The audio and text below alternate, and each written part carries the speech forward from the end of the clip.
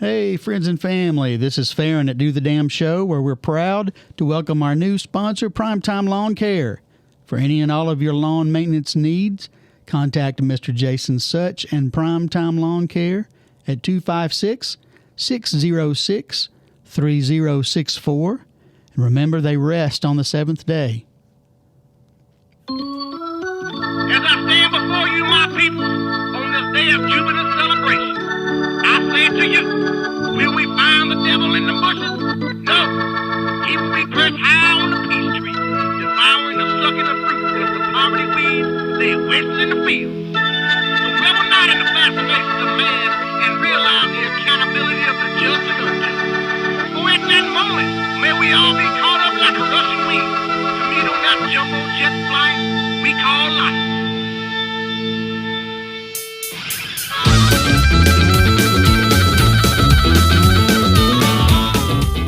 Hey, welcome to Do the Damn Show. My name is Farron, and I am the co-host and producer of the show.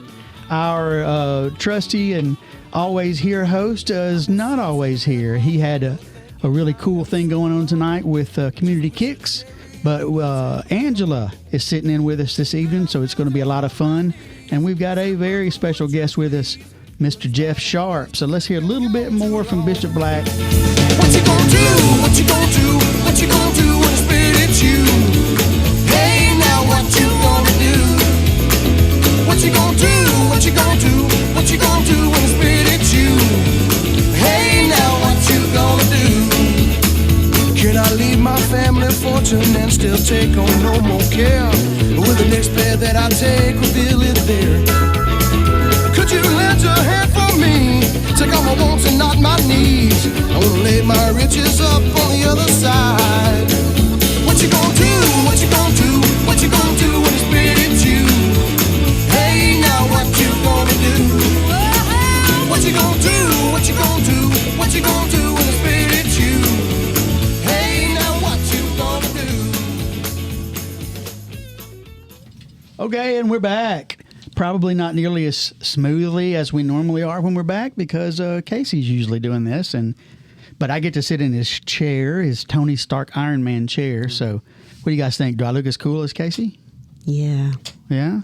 I can't say. I haven't seen Casey in the chair. I also have to see it before I make a decision. Well, Sorry. also Angela is what you might call a perfect wife. And so she was going to say I did whether I did or not. If I was sitting here in my whitey tighties eating a taco, she'd still say, yeah, you look great over there. So, yeah. That's why we work so well together. That's great. Speaking of Angela, how are you, babe? I'm good. Good. Wait. I'm back.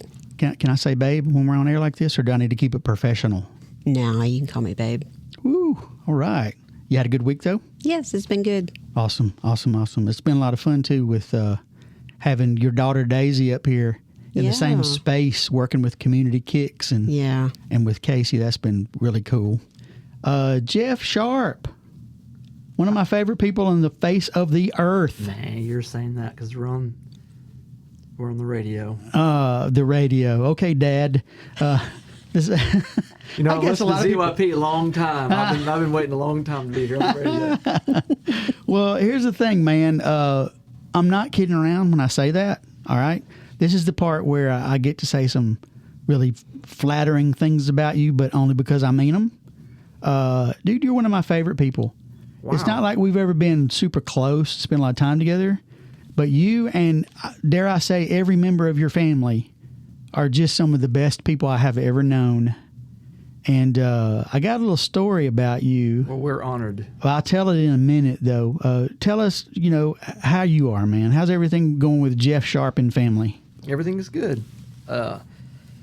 We are rocking and rolling at the thrift store and staying busy this summer. Just got back from Camp Hope Hills. That was amazing. Mm-hmm. And Amelie has mono. Oh, no. And Amelie is Jeff's daughter? She's my 16-year-old daughter, and so she has mono, but she's all good. We wondered why she was so wiped out for the past 3 weeks, and that explains a lot. Well, I don't want to be the one to say this, but somebody has to. When your 16-year-old daughter has mono, then everybody's going to be like, oh, who was she kissing? She been kissing on. Oh, yeah. And, you said you just came back from camp. I'm just saying. Right. Yeah, I'm just saying what everybody's thinking. Okay. The thrift store, too. By the way, your thrift store is so cool. We're in there at least once a week, right? Yeah, it's my favorite. Y'all are regulars, and we appreciate you. Well, we love it. And here's the thing. We'll be somewhere, just out and about somewhere, and we'll see something that we kind of want to buy, that's maybe pretty cheap because it's at a thrift store or something. And we'll be like, well, let's just go ahead and get it, because the worst thing that can happen is we'll just donate it to Everyday Sunshine. Yeah. I was going to say, yeah, you guys definitely do y'all have a system to where it's like, I think if you buy something somewhere, you're like, now we have to get rid of something. Yeah, Yep. we do, because we live in a small space by choice on purpose. Right. Because we live in downtown Decatur, and we absolutely love it, but it's a smaller space than either of us were used to living in, previously in our lifetimes. And Angela says location, and that's so true. So we make a lot of little sacrifices and stuff that aren't so bad for us because we like where we're living. So Cool. what do you think, hon? Yeah, I love our place. But yeah, I wasn't a hoarder before, Yeah. but I had a lot of junk. And But you've been good for me as far as thinning stuff out. well, you've been good for me too, because I read all those books and watched documentaries, and so I was a self-proclaimed minimalist for a while, and I had nothing. And there's a good balance in between those two things. I think we found balance. Yeah. He was like, does this spark joy? No. Spark joy. Nothing That's it. sparks That's joy. it. You've read the books. No, I haven't. Or seen. I know yeah. exactly what you mean. Well, and a nice thing too about Angela being okay with letting go of some things now. We now have some lovely taxidermy here in Fats on 4th studio, Fatted and Tatted Studios. That everybody's excited about the taxidermy, so I'm pretending like I am too. I'm actually a little scared of the it. taxidermy sparks joy for me, so I couldn't get rid of it. Well, you guys, whoever's listening to this right now, I'm currently looking at an antelope on the wall with a red curly wig, and it's painted to look like Little Orphan Annie. So it's Annie Antelope, and Annie has got a very deep, weird hold on my heart. The movie has the Eileen Quinn version of the movie since I was little bitty. Aw. I will rock that soundtrack, no problem. No kidding. Have it on vinyl. Wow, like tomorrow, that kind of stuff. Every bit of it. Wow. I don't even know why I knew that song. I've never seen Annie. You are Maybe nuts. not. I mean, I'm aware of it because, it's part of our culture, and it's in like McDonald's commercials and stuff when I was a kid, but never Gotta watched check it. Albert Finney's great. Yeah, I didn't like the remake as much. Which remake? Hadn't there been like a bunch of remakes? Probably. Yeah, there's been several. I bet there's another one coming up soon. But I too. like the original better too. Yes. Well, yeah, we've got Annie. We have an otter. Used to be Oswald the otter, and he was wearing a. I can't make this stuff up, y'all. This is true. He was wearing a this is unicorn true. costume, but now Casey has rechristened him Easy O, and he's got the no limit chain and the glasses and the hat. So Casey says we're getting cameras in here so that we can put this kind of stuff on YouTube, and so we got to do that, man. There's too much here to offer between his art and the taxidermy, Angela's taxidermy. We got to. It is a Everybody super, says. super cool space. Yeah.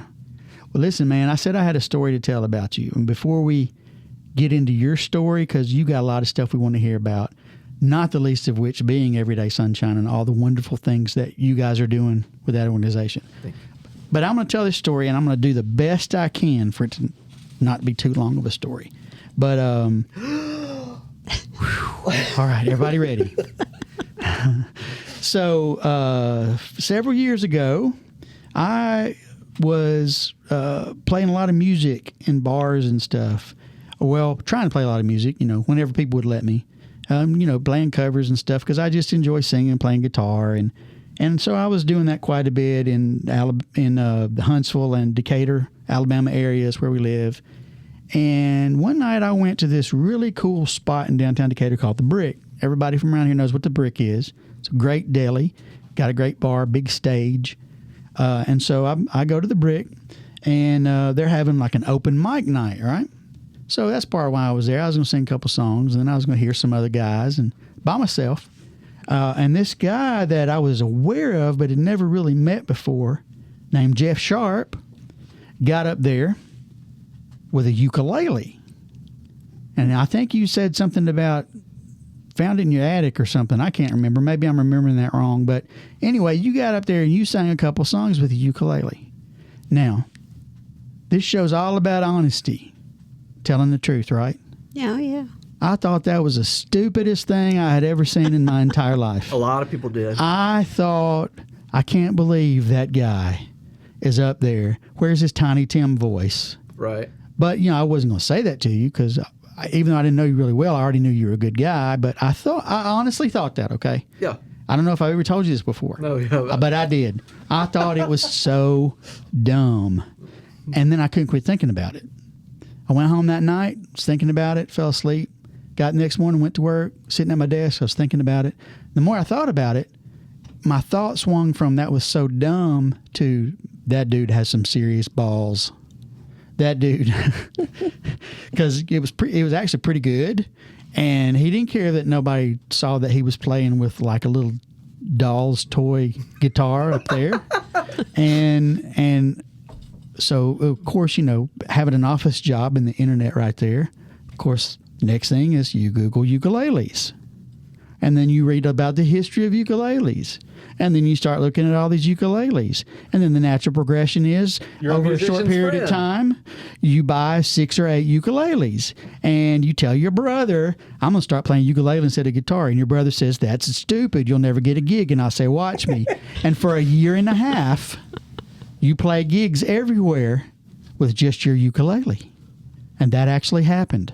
It did. And so you're like one of my, for lots of other reasons too, but you were one of my heroes. And also, anybody that thinks that I was stupid all those couple of years running around with my ukuleles, it's Jeff's fault. Well, what had happened was I watched The Jerk one night, Steve Martin, classic. So one of the funniest movies in the world. Yes, it is. So Yes, it is. On the bonus feature, there was a guy who shows you how to play. And tonight you belong to me somewhere, tink-a-tink. And I was just Wow. like, that's what's up. And Jay Bird had a ukulele. Right. Someone, our buddy Scott Spearman had gifted him, and Jason never played it. Your brother. Yes. And so I'm watching this. He lived 3 blocks down, and I said, I'm on the way to get this ukulele. And he said, well, okay. Nice. Don't know why, but yeah, come get it. So I get it. I learned the song that night, and I've never played one before. I don't get it at all, but I literally watched this, Right, this guy showing right. you how to do it. And then a week later, it seems like we went to the beach, and I thought, well, I'm going to take it and figure it out. And so I take it, and I drove my entire family nuts. Straight nuts. Oh, man. Not only because I don't really know how to play it, but I'm like, it's small, it's portable, and you can just carry it everywhere. So I did. So you took it everywhere. And I'm on Yeah, the beach yeah, just yeah. like, whoa. Well, it is a beach instrument. It is a beach instrument. But by the end of the week, I was like, oh, I can play a few songs, whatever. Yeah. And, at the time, what you're talking about, that's probably, I'm guessing, 2007 or 8. Yes. Somewhere in there. Yes. So that was my heavy uke phase, man. Well- And so the last song on the Tangerine Tambourine record is a song that I wrote for my grandmother, and Yeah. it's me playing the uke. Okay. So I played it all the time. I play it at home all the time. Nice. There is a terrible Disney princess ukulele that's terrible. And this is totally a toy. Totally a Oh. toy. And I bet I have spent more hours on it than any instrument in my life. That is great, man. Because I played it, you're like, nighttime. Yeah. Emily wants to hear Good Night, Sweetheart. Yeah, yeah. It's uke time. It's Uke like- time. Yeah, I'm not going to get out an acoustic guitar and be like, here's my, whatever, John Mayer version of whatever this. Yeah. I'm like, it's right here. Okay. So you come into the Brick one day where I worked for 14 years, Yeah, yeah. Daytime bartender. daytime bartender. So you came in the Brick one day and you had this really nice uke, and you walked up and you said, this is for you. Mm-hmm. Use it for. I've got too many. I bought too many ukuleles, and you should use this for kids' church or whatever you're doing. Yeah, because you were doing children's ministry at that time. Yes, and the uke you gave me is way nicer than any other uke I've ever had. I don't even And remember so- what uke it was. I don't remember. I play it all the time. Yeah. I record with it. Beautiful, recently. man. So That's thank you. awesome. Um, When I hear stories like that, I think my wife's right. I am pretty. I'm just kidding. no. And right after that, we did open mic night together. I do remember that. That was fun. And it was just kind of like, what do you know? I don't know. What do you know? Next thing I know, we're playing Can't Always Get What You Want. And, Yeah. And a couple other things. You said Tangerine Tambourine. Mm-hmm. All right. And so, some people listen to this, they're going to know who that is because they know us. But I know that you played in all kinds of bands over the years, before you got busy with Everyday Sunshine, or before you got busy with having a family, Edit See, that out if my you need to. daughter went to several of the Tangerine Yep. Tambourine Yes, we're concerts. getting there. Yeah, we're getting there. Weren't you in Cheesebrokers? That was later. Oh, that was after Tangerine Tambourine. Okay. Yes. Tangerine Tambourine, I really want to talk about because that wasn't just fun. You guys did some really, really kind, cool, great stuff with that band. Tell us some about that, and don't try to humble it down so it don't sound like you're bragging because I asked, okay? And we know you're a humble guy, so please. Well, thank you.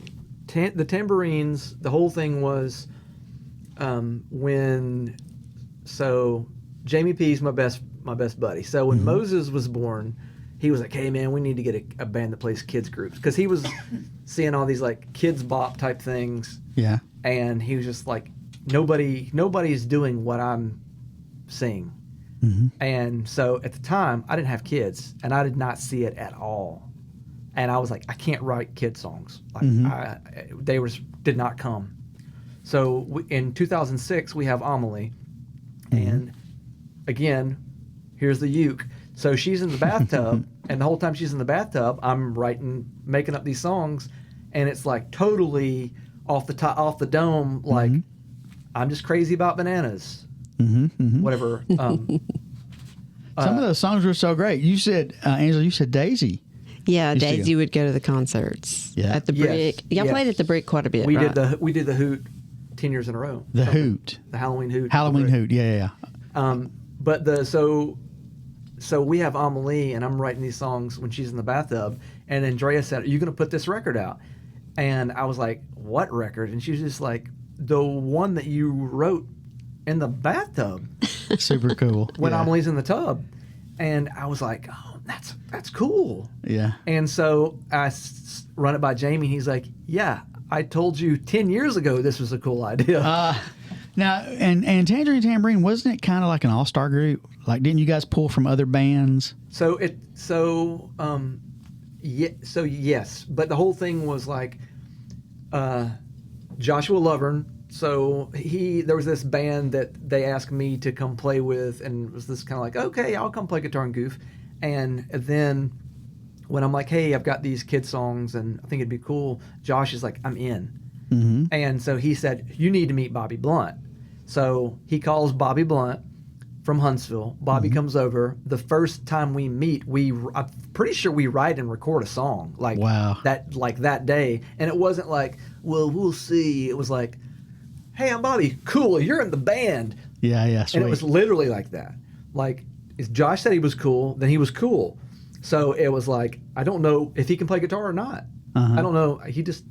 Josh said he was cool, and he has a young kid too who's 6 months older than Amelie. Yeah. And he would be into it. So he comes over, and we're like, oh, we have a band. So we write and record this album of kid songs, and it was one of the best times I've ever had. Yeah, and it was a fun album. All we did was goof off, and it was like, to me, the epitome of that record, there's a song in there where there's an accordion part, and it's not good. But the song's good, but the accordion part is like not hard, but we just thought, oh, this needs that. We can't play accordion. Right? Braswell had a squeeze box he loaned us. Jeremy Braswell. Yeah. So he loans us a squeeze box, and we're trying to do it, and it's taking all night to play this thing. So I'm pretty sure it was Josh. He's usually the most practical guy. He says, this is going to be impossible. So, Jeff, you hold it. Bobby's going to play it, and I'm going to plump it. Wow. So it's 3 people working this accordion. Well, oh, that's the And best. I think you can hear us giggling on there, like, but the whole record was like that. That's so fun, So though. we call Braswell, and he shows up, and he does the bathtub song. He Yeah. does the blues jam on there, about monkeys, Yeah, yeah. like in one night, like boom, boom. This album that we're talking about, it's on streaming stuff, right? Yeah, you can stream. Tangerine Tambourine. So anybody listening to us and you got kids or grandkids or you just want to hear some fun kid stuff, you can still play this for your kids now. And it is so fun. Tangerine Tambourine. Yes. Now, you guys played some really, like you mentioned, like a cerebral palsy thing as an Yeah. example. But you Backpacks guys, for Hope. We did Yeah. especially like that. If it's like, if there was a good cause and people, they needed a family-friendly entertainment thing to raise money, we would do anything. So along about the time that I kind of knew who you were and we had, shared the ukulele experience and such, I remember I wasn't super aware of Tangerine Tambourine because I had one son at the time, but he was, like junior high, Yeah. right? He would have thought we were super Yeah. lame. I didn't have my little boys yet, which, now when they're 9 and 7 now, but, at 3 and 5, we were listening to you guys in the car. Mm-hmm. But the reason that I became aware of you guys is because you called me one time or messaged me or something and asked if I was available because y'all used to sometimes you just pull different people in too, I think. All the time. And you were going to be playing at, I think it was like correct me if I'm remembering it wrong, or I might be mixing memories, like a Christmas dance for some mentally challenged folks or something? Until COVID, we did a Christmas Carol sing-along for Shining Stars every year at First Methodist Church. What's Shining Stars? So Shining Stars and Extraordinary People are Parents Night Out programs. So it's respite. So it's like, so if it's a couple has a child with disabilities, they're like, we're going to watch your kids. They're going to eat pizza and watch a movie or play in the gym. Y'all go have a date, which is unbelievable. Sure. If you're listening, get your church to do this. Yeah. So we did a bunch of that. But that was the thing is like, I personally needed it for Amelie, as a parent of a child with a disability. But I was like, but they need to rock and roll. Like, these kids need to hear the tambourine. Yeah. Yes. And so Andrea, she would just be like, I know you want to play. I know you. She's like, we need to go to have dinner, and I also know that you want to play. Like, so we would do it all the time. Yeah. I mean, they would do it the first Friday night of the month through the school year, and we did it a bunch. See, that's what, because I knew that you guys, I said earlier that you were like a all-star group. You pulled from some of the other local bands, bar bands and stuff, but that's when I first started thinking things like, wow, you can have a lot of fun playing music and stuff, but also be giving, and be doing something for someone instead of you're just doing it either for the little bit of extra money or just because, you want to, I don't mean this in a really bad way because I'm talking about myself here, but you want to play rock star, you want to be on the stage rocking out. So I grew up, in church, but then I was one of these people that grew up with things were always separated, right? So you got your church stuff, the things you do to make God happy. And then you got your fun other stuff that, has nothing, your secular stuff has nothing to do with that, right? You guys, y'all weren't going around talking about Jesus or anything. But what you guys were doing was you were doing an extremely positive thing for a community that didn't always get that. Yeah. You were doing it for the kids, but you were also doing it for the parents because the parents got to have that time because I've never had the experience of raising a child with a handicap. Is it okay? Is handicap the right term to use? Yeah. I never know when something, maybe you're not hard. supposed to say it that way anymore. And I'm not trying to make a joke saying that. I'm trying to be completely. sensitive. But we say Emily disability. would say she has a disability. Yeah. So I don't know what it's like to raise a child with a disability, but I can only imagine that it's a lot more time consuming and challenging and probably also rewarding, but than someone, who doesn't have to work around those sort of things. So, I mean, what a great thing to do for people, for that whole community, for both sides of that community. And I remember thinking, maybe some of this quote unquote secular stuff is some really good stuff that God uses to bless a lot of people, whether they, say Jesus while they're doing it or not, Yeah. It made me really think about that. And, that and some other things as well. But in an indirect way, that had an impact on me and I'm sure other people too. Awesome. On top of the direct impact that it had when you guys were doing that. Yeah. I can't help but think that that's probably something that helped you seg into Everyday Sunshine. Yes. So we were doing it, like I said, anytime we could do it, because I was having way more fun doing that than doing normal, Work. quote unquote, normal like gigs. Mm-hmm. Way more fun. When you're playing a show for kids or for families, there's not like three guys standing 10 feet in front of the stage with their arms crossed, mean mugging you, going like, impress me. Yeah. He thinks he's good. There's none of that. That doesn't exist. Mm-hmm. We would show up and be like, literally, I remember being like, hey, on the way over here, I was thinking about this Chuck Berry song, No Particular Place to Go, and I think it's in C. Are you guys ready? Riding along in my automobile. Fun, yeah. And people are like, cool, and we just do it. Mm-hmm. And it's like, it was fun. It like I said, it was that thing again to where it's like, it's fun. It was like, and people could see like, those guys are having more fun than we are, Yeah. And so that was contagious without that. Sure. But when we started doing all those gigs, my brother John and Bobby B were both just like, hey man, you could probably turn this into like a nonprofit or something to where it's like people would help pay for your karaoke machine or your projector or, help, do something. Sure. So he was just like, and I was just like, you think for real though? And they were both just like, yeah, if you're trying to do positive stuff or whatever, and it's like, it's not like you're trying to get rich. You're like, hey, can we get enough money so we can, do this thing and it keeps rolling? That was the whole thing. Keep it rolling. Keep it rolling.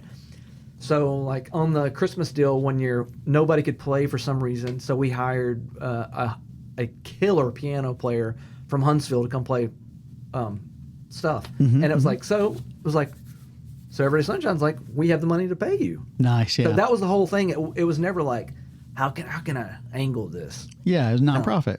Oh, it was like, not only was it nonprofit, I was putting my money in it like, Yeah. It was that thing. It was like, because I could see something I could see it down the road. Like, this is something. I don't know what. Well, this is not a secular word, but I mean, it turned into a ministry. I noticed that pretty recently. Yeah. Yeah. I mean, like 11 years after the fact, something crazy. I mean, it had such an impact, though. Whether you were conscious of the fact or on purpose doing it for any Christian reason or not, that's still the impact that it had. Because a couple weeks ago when Angela was on the show, and at least once, I think maybe twice, she said, well, all good things come from God. Mm-hmm. And you talked about Angela passage in the Bible that says so. Yeah. And that's what I think. There's so much more impact when you actually go out and do for those in need. much more so, dare I say, than how impressive your Sunday morning service production is, or how many scriptures you can quote at the drop of a hat. Right. There's nothing wrong with those things, but that doesn't seem to me like how Jesus spent his time when he was in physical form on earth, you know? I always just think like, I forgot where I saw it. There was like, it was probably a meme or something, where somebody said, well, how will people know that this is a Christian business unless I've got a fish on the back of I've my seen truck? that. Yeah. And they're like, I don't know, maybe by the way you act. Yeah. The way you Or- treat them. Yeah. Yeah, by the way you treat people, by the way you act. And that's, to me, that's the whole thing. That's the ball game. Yeah. Well, I know that Tangerine Tambourine then made a pretty dramatic impact on a lot of people and led you into Everyday Sunshine. But now, these last few minutes that we have here together, what I would like to hear about is the evolution of Everyday Sunshine. What were you doing first, and then how did it get to what you're doing now? So the very, very beginning came from a night we were doing Shining Stars. No, we were doing Extraordinary People. It was the other one. And there was a guy in a wheelchair dancing. Wow. And we were just like, we were going nuts. And I see this guy dancing, and I'm like, don't cry on stage. Don't cry on stage. And it's one of those things we get done, and I was like, that's way cooler. Yeah. This is way cooler than playing in a cover band. Yeah. Yeah. So anyway, they had already put the seed in towards like, hey, maybe this can do this. I was like, all right, cool. So we start doing like, not just concerts, like you need a puppet show, you call me. You need this, you call me, whatever. So we started doing all that. So Jaybird, and there's a handful of people where I could literally be like, hey, Friday night, can you help me for 30 minutes? And they'd be like, sure. And just literally show up. To do what kind of thing? They have no clue. They have no clue. So they show up, and I'm like, we're going to do puppets. Here's your puppet, and I've got a script, and we're going to do bad jokes. And it's like, okay. And everybody's just game, And But- like, where were you doing this stuff? Like, who was your audience? No, so at Shining Stars and Extraordinary People, so it is children, and it's all age, it's different disabilities. It's mostly developmental delay stuff, which is what Amoy has. Okay. So it's mainly this crowd, and so I'm like, my guys know, like, this puppet show does not have to be perfect or good. It has to be like us going for it. Yeah. That's the number one requirement. So we would just do it. And then, so it grew from there. And then I wanted to do we were taking Amelie to Children's Hospital in Birmingham a good bit, doing, seeing this specialist, having eye surgeries, having this. And I saw to where every once in a while there would be like someone doing music or something. And I was like, that's what I want to do. So we ask, and they're like, well, it's really hard because you've got to do these screenings, you've got to do these background checks, you have to have like health screening stuff to make sure you're not bringing in stuff. These kids are doing chemo, or they're doing Right, like it can't just be like you and your ragtag friends just rambling Yeah, in the here. parking lot in downtown Decatur. Yeah. Well, It's this not would like be that. Yeah. So, and I was like, so what, what would be cool? And I was just asking them. We asked nurses and people at Children's Hospital, and they said, what would be cool is if there was some kind of on-demand entertainment. So kids who are in the hospital or whatever, like if they're doing chemo, they don't want to come watch your bad magic show. Right. Or if they do, it may not be this specific time. Like 2 o'clock doesn't work for me. Right. So they were saying, can you make something for this? That they can see any time on their schedule. Yeah. Yeah. So I'm like, yeah, that's what we're going to do. So start writing stuff, start filming stuff. Worked with Bank Street Players a lot. Those guys were amazing with their time and effort, and they would show up and be like pros. Like the drama group in Decatur, Bank Street Players. Okay. So I have a meeting with Carol Puckett, and so she's like, yes, this crew is in, especially for good calls. And so Wow. So we film a ton of this stuff. And I mean a ton. What is it like? Was it music? Was it sketches? Was it all of the above? All of the above. So we're working on it, and like there's a whole movie, the outlandish misadventures of Streak Leekman. So he's a janitor. He's a janitor at this like James Bond type agency, but when the call to action comes, all the heroes are gone for the night. And the janitor is like, I'm the janitor. And they're like, we need you to save the world. It's that type thing. So he's like, flies in. Fun. So we film 90% of this stuff. Yeah. And then all of a sudden it's like COVID. Oh, yeah. Yeah. And I'm editing this stuff all by myself. So it's like, and at this point, Everyday Sunshine is still like what you do when everyone's in the bed. Yeah. It's not like job at all. Right, And right. so Like this podcast. Yeah. When everybody goes to sleep Right. and I stay up. You're editing, yeah. I'm working on a yeah. So we're doing this stuff, and then right before COVID, my brother Jaybird dies. Then, as soon as COVID starts, my partner in Everyday Sunshine, Bobby B, dies of cancer. And I was just kind of like, So not only is like the world crazy topsy-turvy with Pandemic, yeah. with COVID, and I'm homeschooling both my girls, which was cuckoo bananas. We're watching Motown documentaries and stuff that I think is educational, and going for walks like 3 times a day, which I think is like educational. Yeah. They had to PE, right? Yeah. So we're doing this stuff, but 2 of my main partners in this are gone. All the like that. And then I'm just kind of like, what's gonna happen? All the time in the back burner, I've had like this idea, like, we're gonna have a business, and in my mind, I was thinking it's gonna be a cafe. It was like the tiniest menu in the world, and you're only gonna come there if you want these 4 things. And it's a total destination, but everyone knows coming in, like the people who work here have developmental disabilities. So it may take your food a minute to come out. It may not be perfect, but it's going to be awesome. And it was again, I'm using that word, ministry, but to give jobs to people that may not be able to get jobs otherwise. Yes. Yeah. Yeah. So I have a. I think Drea told me she looked at the stuff. So in my prayer journal, it's at least 6 years ago. So I made a list of a physical, whatever, literal list. This guy, this girl, people that I saw at the shows and stuff. Yeah. And it's like nobody has jobs. So the unemployment rate in Alabama, if you have an intellectual disability, is 81%. Wow.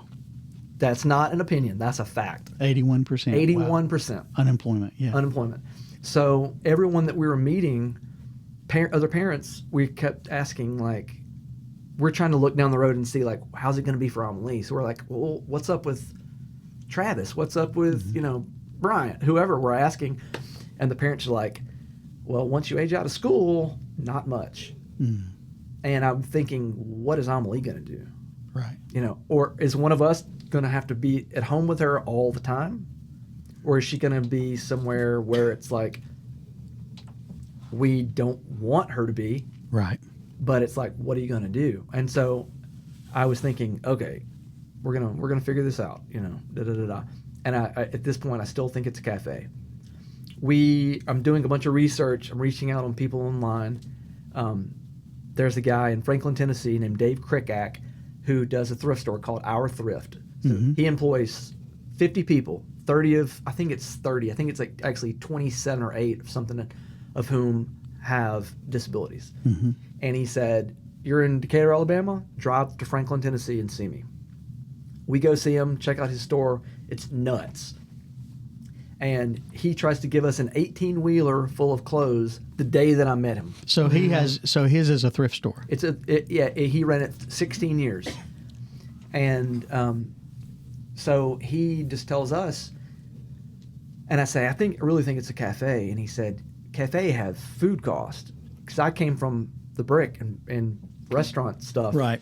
and he's like, okay, you're going to have these food costs, then you're going to have people who might not be doing, like they're going to be messing some stuff up. Like it happens. I mean, it happens everywhere, but it's like all that stuff costs money. This Sure. costs money. Yeah. Overhead. Yeah. He's like, oh, this is overhead. He's like, with the thrift, if you're a 501c3, I can give you this 18-wheeler full of clothes today, and you can accept it, and you can turn around and sell it. Mm-hmm.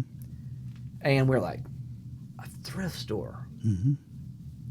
And I was like, that's real wild. You know what I'm thinking? Like, I grew up going to thrifts. I was always looking for funky T-shirts. I'm looking Yeah. for records. I'm looking for Doc Martens.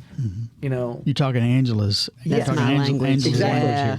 And the thing with thrift in my mind is like, it's not something that's at Walmart right now that's not my style. It's like a mishmash of everything that came before me. Mm-hmm. But it's normally when other people are like, I'm not into this, it's out of date. That's about usually the time that I'm like, something in my brain goes, my grandmother had that. I can tell that with you, like where like if you have some nostalgic thing in your mind where it's like, I would much rather have this $2 whatever that reminds me of my grandmother or whatever than something brand new at Target. Exactly. All the time.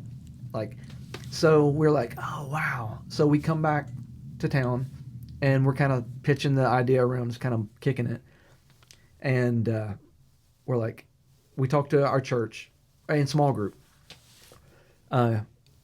Grace Life. So we kind of mentioned it in small group, and I'm like, y'all pray for this because I don't know what this is. Grace Life. That's the name of your church. Yes. It's- It was Oak Park Baptist for a long time. And then we had a discussion one day, and part of the discussion was there's a lot of people who grew up in a Baptist church who had a lot of fingers pointed at them, and there was a lot of whispering going on about what you're wearing on Sunday morning. Yeah.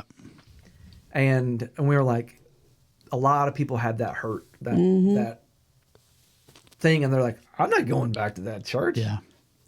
That's what so many of us have in common, man. That's why we do this show. That's why Casey had the idea in the first place of this show. Yeah. Not to get off what you're talking about. Yeah. I'm just saying. No, all that stuff's related to me. But anyway, so we're having this conversation, and we say, hey, can we possibly build this in this field? And the church is like, unanimous. Wow. Get it. That's awesome. And so the city says, nope, sorry, zoning can't do it. Not awesome. Yeah, so our pastor, Brother Orville Collins, he says, I think y'all are going to take the fellowship hall. Okay. And I told Andrea, there ain't no way this Baptist old school church, as cool as they are, which is super cool, they're not going to give us this fellowship hall. To me, that's like a weird sacred Yeah. church's chicken heartbeat Gotta- macaroni yeah. and cheese Gotta have center. any church worth its salt's got to have a good fellowship hall. Yeah. Yeah. I was going to say, you listen to Sean of the South. That was one of his things. He starts talking about the fellowship hall, and I'm like, I know exactly what he's talking about. Yeah. Yeah. And but anyway, so Brother Orville says, vote it. It was like unanimous, and we're like, Wow. what is going on? So we're like, I guess we're opening a thrift store. Mm-hmm. So And it's actually a really cool thrift store. It's a very good thrift store. Yeah, in Decatur, Alabama on 19th? we're on 19th Avenue, 19th Avenue in Southeast. Decatur, Alabama. Southeast, right behind Oak Park Elementary School. So yeah, all of a sudden we're like, well, I guess we're opening up a thrift store. Mm-hmm. So, at the time I was still with Amelie, homeschooling. She was deemed as part of the crew that's kind of like medically fragile. A lot of people with developmental disabilities got sick and died, and they never figured out why what the deal was. Yeah. And so her doctor said, keep her out as long as you possibly can. So we just made a decision. Like, Drea was working from home for a computer company, and she was like, you take care of them and you work on whatever Everyday Sunshine is going to become. Mm-hmm. So that was the really wild thing, to where as a married couple, to where, like, you know, I've got like a really wild idea of what it could be. And she was like, do it. That's great. Yes. And that's just that much more affirmation, confirmation. You know, both of you are, embracing or surrendering or whatever to the same cause. You know. Yes. And then when she was like, all right, I'm gonna quit my job and do it, because we were like, felt like it was like the Death Star is pulling you into this thing, like this magnet's going, you're gonna do this. And we're like, for real, God? But a thrift store? And I was like, all right, show me the staircase. Let me see it. Let me see the steps to how this is going to happen. And I always laughed the way in my mind, God was like, I'm going to show you 2 steps, because if I show you the whole staircase, you're going to crap your pants and you're going to chicken out. Yeah. Because your human brain is not going to be able to, you want to know all the whys and whens, and you want to know all the details. And I'm not going to show you. So we're like, okay. And we're just kind of like dip our toe, and we're like, we're doing it. So, well, you guys, so you're open now. You're going great guns with the thrift store. Yes. You're like Tuesday through Saturday. Yes. What is it, like 10 to 6, I think, or the hour? 10 to 6 on Wednesday and Saturday till 4. Yeah. And so our whole thing is we employ adults with intellectual disabilities, and that's a huge spectrum. So a lot of people think like, oh, it's like they only do this, they only do this, and I'm like, it's a huge thing, you know. You know, one of our guys drives a car, but he's on the autism spectrum, and he needs extra help remembering what he was doing. Yeah. Right. Which has been a problem at other jobs. And so we have trained 8 people.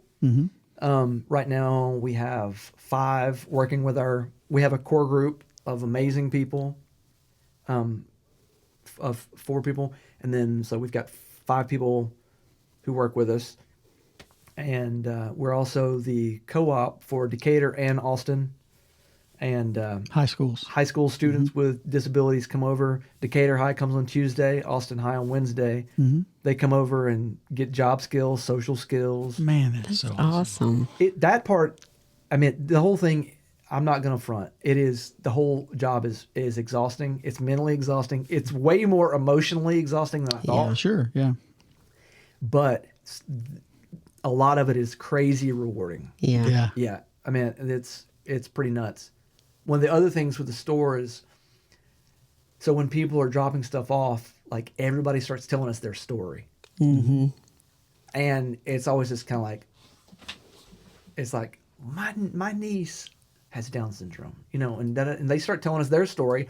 And our whole thing is like, we just try to encourage, you know, like, you know, because they're like, she doesn't have a job. Yeah. You know, and then now that the word is out about the thrift, there's like a bunch of people who want jobs. I bet. Yeah. And our whole thing is like, if people in the community realize that you can hire somebody and they can come with a job coach to begin and figure out, and, you know, they'll get it worked out. And then they decide, is this job good for me? And then they ask you as the employer, is this going to work? And if you agree, they stay, and they're like a permanent employee. But I think if everybody would pick one person, yeah, and give them a shot, that's part of our prayers. Like not everybody in the world can work at this thrift store. Yeah, yeah. You can't be the answer for everybody, but you still get to be the answer for some. Yes. Or answer is probably not the right word, but, you know, help. Yeah. And support for some. Yeah. Yeah. I got one other question about the thrift store before we change the subject. Is there any chance at all that you guys might have a belt buckle with Michigan State on it. That was the ultimate inside joke there, right? It was. I got you, I think, at least twice. It was a Missouri belt buckle. I was thinking it wasn't Michigan. It was Missouri. yeah. Yeah, so the story is they got so many different things, and Jeff's running around like crazy, so I go in there and I find the most obscure thing I can. Then I meet him on the other side of the store, and I say, if you guys ever run across Missouri belt buckle, I've been looking for one of those for my uncle, and he'd say, wait, what? The time that you figured it out and the look on your face, because man. Because in the beginning I was just like, the universe, God does some funny stuff. He does. So when we were building this place, one day I was thinking about the man praying with there's an old painting from Sears, and he's painting it. He's praying, and there's a glass of water and a loaf of bread. You know what I'm talking about? Yeah, everybody's seen that. Yeah. So my grandparents had one, and then when my grandmother passed away, it disappeared, and I was like, "This is like the only thing I want," and it disappears. So when we're last summer, we're building the thrift, we're getting ready, and it's like looks cuckoo bird inside that building. Yeah. And one day I'm start thinking like, man, I want that. Like, I don't know where it comes in my brain. And it's like, I really want one of those things. So I go home, I look one up on eBay, and I'm like, is this the same one? And I'm doing like what you do, like looking at it. And I'm like, okay, well, maybe whatever. Next day I come in, someone donated one the next morning. Wow. Exactly what I was looking for. Please say you kept it. Oh, it's in my office. Yes. Okay. Yeah. Awesome. Well, listen, man, we've got 3 signature questions we've got to ask you. I know we've taken a lot of your time, and I really appreciate it. I appreciate your time. Not making this up, okay? When Casey asked me to come on board and help him with this, the first thing we did was we went to Penn's Hamburgers to discuss and make a list of potential people. And I had maybe 3, really 2, but I guess I should say 3, that I told him right up front, we got to get these people. This is why I want to help you do this show. And you were part of that group, man. Thank you. I appreciate you. And because you didn't mean to be, which is probably why you have been, but you have been an inspiration for me for years. Wow. Thank you. I didn't even really know you, because you just always, you say, oh, I was doing it because it was fun, but you always seem to be somewhere that God was using you and yours, you and your family, to make an impact. Wow. And it's again, that's a real testimony. Yeah. I mean, you happen to be a Christian. So I'm not saying, it's not like you were just blindly doing things. You had that belief in God and that positive influence in your life, but there's a lot of stuff that people think, oh, it'd be really great if I did this, and then they don't do it. Yeah. And you strike me as someone who just always did it. I'll try. Yeah. Anyway, it's hard. I try. And you got that look on your face now. It's so hard for you to take compliments, man. You're such a humble person. I do appreciate it. I do take it in, but it is awkward for me. All right. Well, first question. Here we go. All right. You're on a trip. You go into a truck stop. What are you coming out with? In a truck stop? Truck stop, convenience store, whatever. You had to stop for gas. You still got a long way to drive. You go inside. What do you walk out with? Okay, so I assume my girls are in the car, because they always are. It's the whole crew. If you invite me, you invite my whole crew. Okay, that's the way it goes. So it's not just for you then. Okay, so maybe like some Funyuns, even though I know Andrea's going to say those stink. Funyuns. Funyuns are the best. Back in the day, it always would have been pizza combos. Yes, sir. Pepperoni or just cheese? Yeah, no, pizza. Yeah, like pizza, the whatever it was.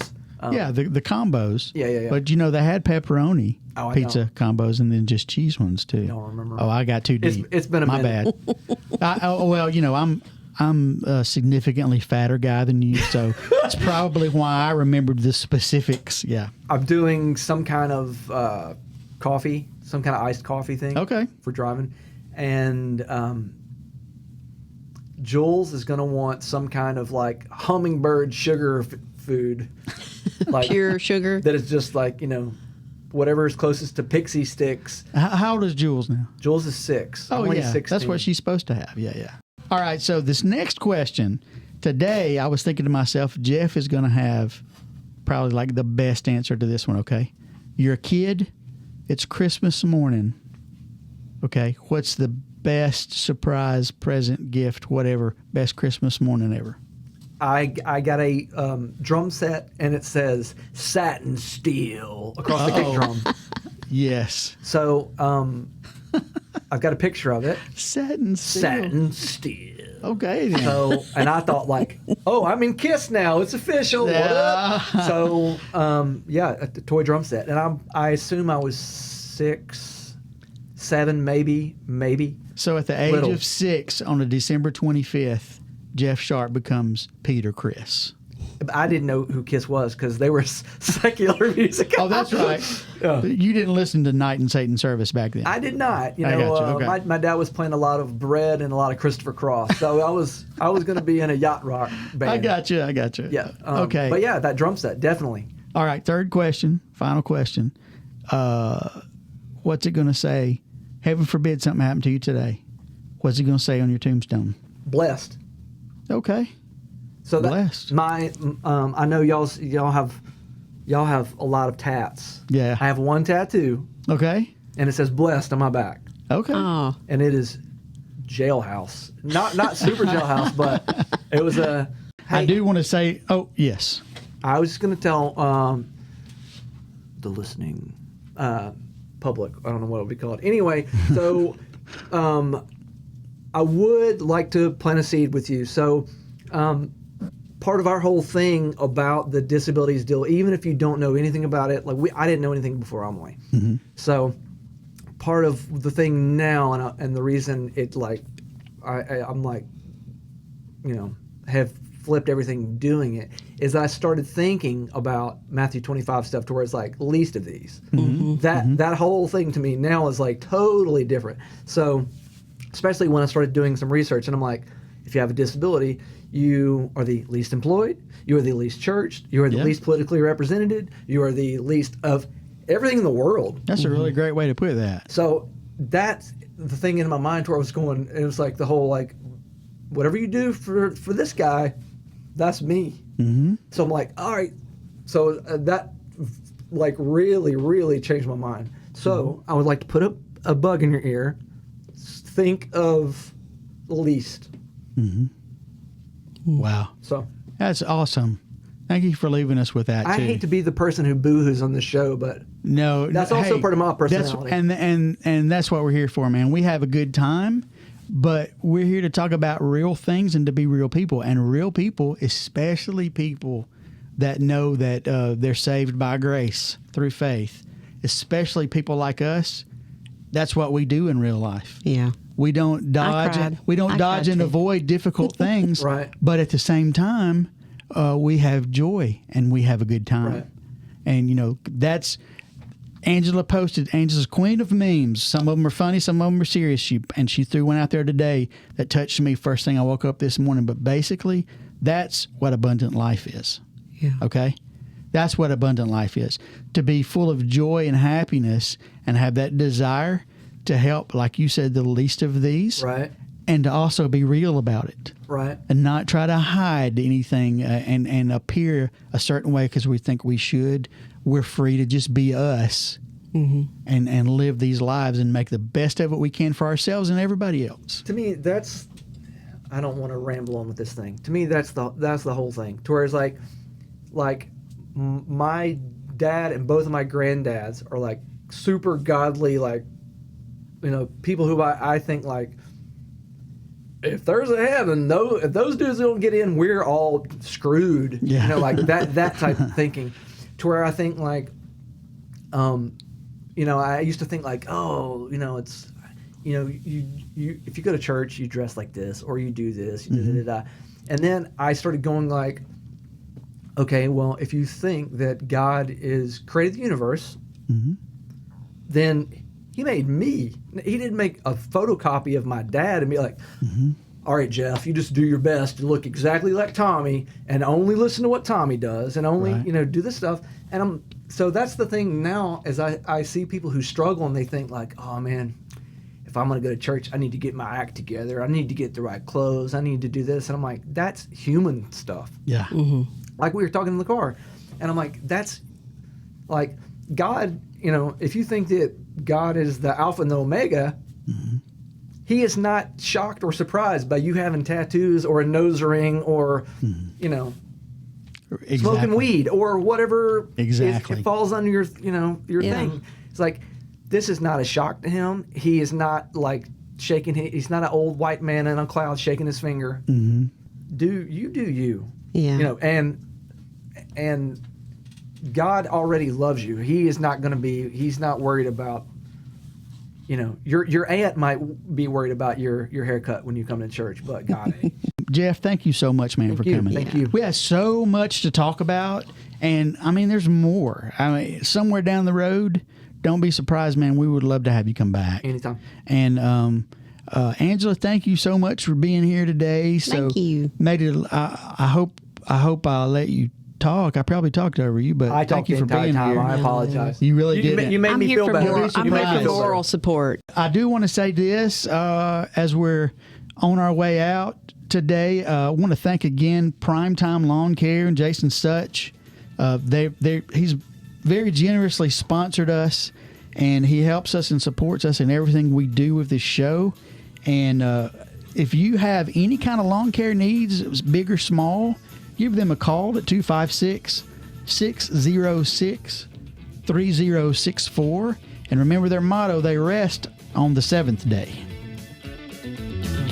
As I lay here in my deathbed and my journey's to a close, I need the comfort of my kin to light my way. Don't fret for my soul, please, 'cause I found my inner peace. Won't you join me as I tarry on the river?